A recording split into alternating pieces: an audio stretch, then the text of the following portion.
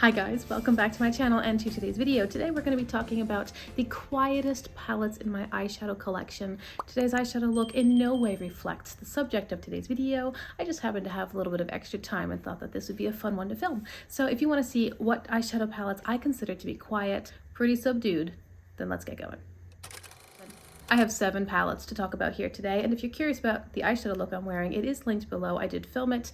I was talking in that video about using primary colors on your eyes, but today is the opposite basically. We're talking about quiet, unprepossessing eyeshadows, and we're going to start off with this 6-pan from Kidos. This is Sashimi City. It is part of I forget the name of that collection, but it was pretty popular. And this is the most boring, unexciting palette in the whole collection, but it's the only one I have, and I do really like it. Somebody gave this to me when she was decluttering it. This is an interesting color story because at first glance, it's just quite dull, but it has a pretty okay range of warmth and cool tones. This one's a little bit peachy, this one's a little bit yellowy mustard, and the two shimmers are different.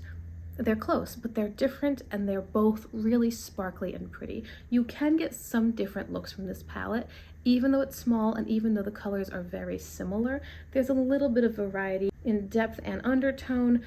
There's a little bit of variety. It's not very wild and exciting, but if this is what you want, then you're just gonna have a nice, reliable result from a very quiet, but still pretty palette. From Amazon, I bought a dupe of the Natasha Denona I Need a Nude. This is the Lamora nude palette, and it looks like this. It's missing 3 colors to fully dupe out the Natasha Denona, but this is such a simple, easy color story. It's not too warm, it's not too cool. It really does feel like a truly neutral color story on the whole. I like that it has depth and lightness. A couple of these shimmers, this one in particular and this one as well, really sparkly. Now, because it's duping out someone else's color story, I can't fault it for the color choices. Of course, I would do maybe a few things different, but that would be a different color story. The formula is nice, it's quite buildable, it's quite pigmented, and it's actually very user-friendly. It's easy to work with. You can start light and work dark if you like that technique, or you can start dark and buff your way out lighter if you like that technique. I often will use one of these more, I'll say traditional shimmers, but they're still pretty impactful. I often will start with one of those and then take one of these and pop it on top, or use those as a bright inner corner highlight because they're quite sparkly and metallic and kind of glittery, but they're not a glitter shade. I like this palette. I mean, it gives me a range of mattes and it gives me some nice sparkly shimmers. Again, neutral, not too warm, not too cool, in a quiet palette, but you still get pretty looks.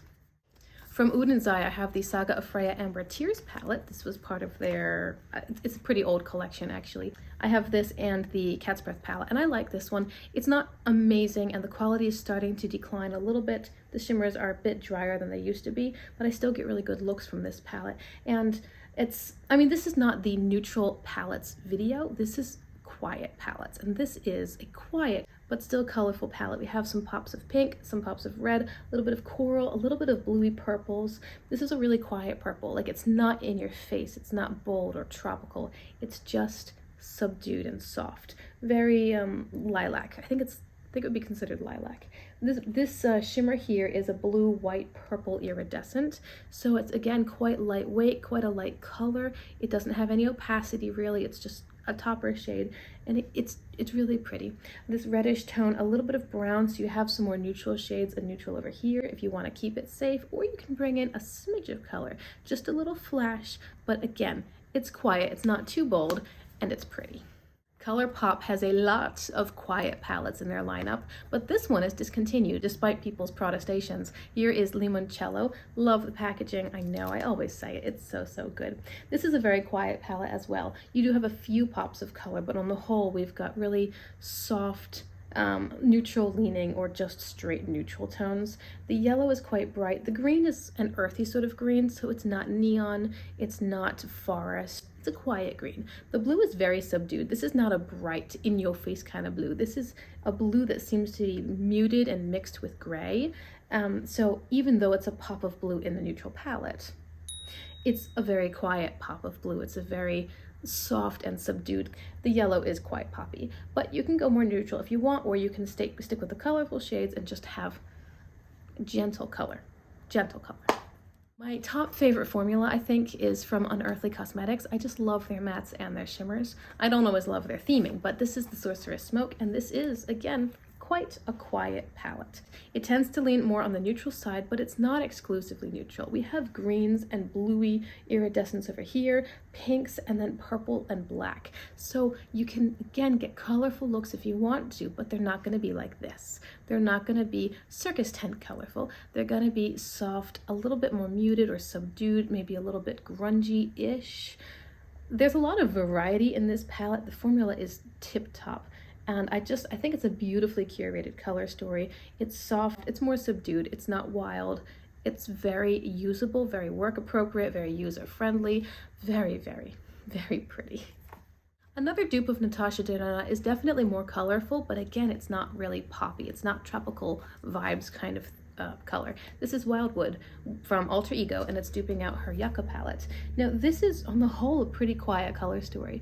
It is colorful. It's not mainly neutral. This is a very green, brown, mustard sort of color story. So I wouldn't say it's neutral, although it's maybe more on the neutral side. It's not reds and purples. We have green and teal. We have some true neutrals, to be fair. We have yellowy greens over here. A variety of shimmers. You can go a little bit lighter. There's not a lot of depth, but if you want to, you could do something with these to get sort of a mid-tone depth in your look. It's just quiet. This is not a bold palette. You can get color, you can get neutral, you can get a little range in depth. Maybe depending on your skin tone. If you have really, really pale skin, perhaps this would be more bold on you. But I think in that case, then almost anything would feel bold, except true neutrals. But this is just a nice, soft, like a wildflower kind of feel sort of color story. You know what I mean? Does that make any sense? Sydney Grace has a bundle in honor of the late Mel Thompson, and this is the color story of it. These are all singles. I think that this is a lovely, soft color story. Again, back to Natasha Denona. Yes. Natasha Denona released the